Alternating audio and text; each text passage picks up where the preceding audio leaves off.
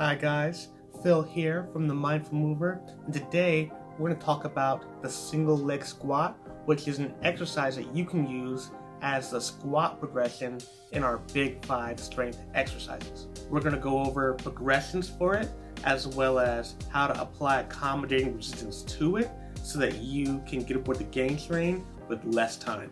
Alright, here we go. So first things first, let's clear up the squat progression in our Big 5. See, our other 4 movements in our Big 5 strength exercises are more of a progression from one movement to the next. But the squat is more like a selection. You can choose whichever squat variation you prefer. Back squats will work, single leg squats will work, even deep step-ups will work. It's up to you, really.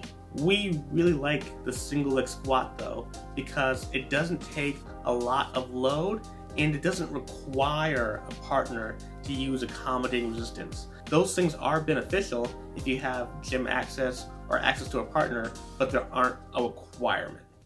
Let's talk about loading now. How are we going to add load to make the entire movement maximally difficult? Our favorite way to add load is with a heavy weight vest and a partner. The reason those are awesome is because they allow you to get maximal load through the entire range of motion. The partner is especially valuable since they can basically add load to whatever point you need load added to. But if you don't have a partner or a weight vest, other methods can still work. Things like dumbbells, kettlebells, even heavy household objects, all of those will work if you can add them to your squat and still be able to spot yourself. So let's talk about the technique now. What we want to start off with is an involuntary eccentric.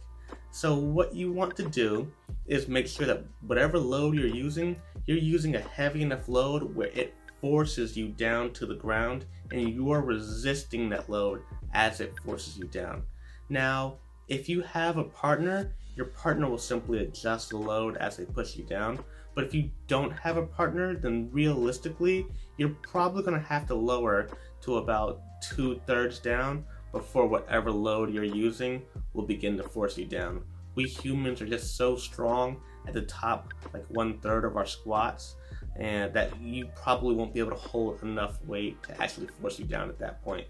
That's why you see gym bros at the gym squatting with such a small range of motion. We actually call it a power curtsy. But you guys get the idea. Use enough load where it forces you down and then resist that load as hard as possible. Make it take as long as possible. Make sure that the whole range of motion is slow. Next up, we have the grinding concentric. So you want to go up, but you want the entire way up to be a massive grind. Again, if you have a partner, this is easy. Your partner will just adjust the load and make sure that you're moving upward, but you're never moving upward very fast. You're constantly grinding. If you don't have a partner though, what you're gonna have to do is probably self-spot. So you're gonna have to use one of your hands or both your hands and apply just enough pressure that you're able to move. Your leg should be doing most of the work, and your hand or hands will give you a tiny bit of help, just enough to let you get moving. Again, it should not be a lot of help. It should be very minimal. The way up should be a grind, not a rocket ship. All right, now let's go over some key notes to make sure that you get the most out of this exercise. Key note number 1, avoid dropping it like it's hot and avoid bouncing. On the way down during that involuntary eccentric, the entire movement should be controlled.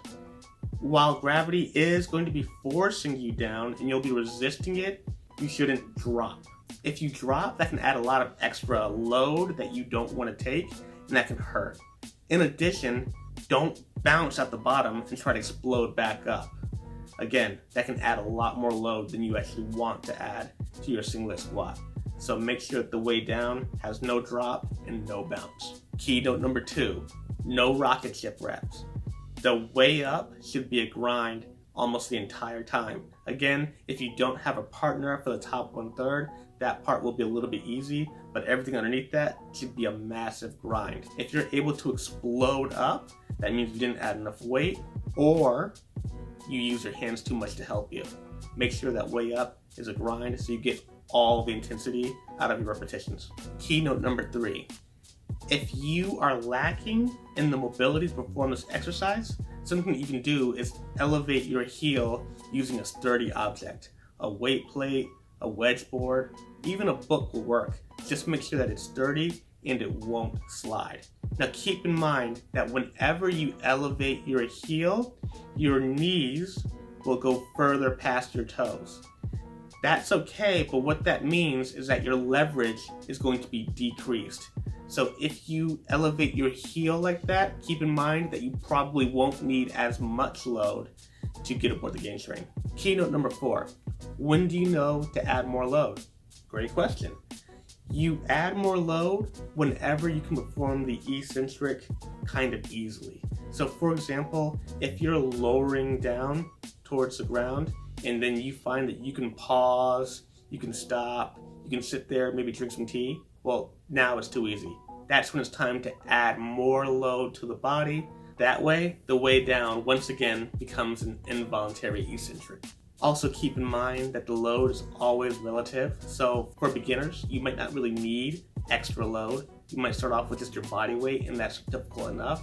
And then later, you can add extra weight or a partner to make it more difficult. And there you have it. There's the single leg squat, how to load it, and how to apply accommodating resistance to it. So give it a try and get up with the gain train, and stay tuned. We'll show other variations of squat that we also like, as well as future progressions for the Big 5. Woo woo.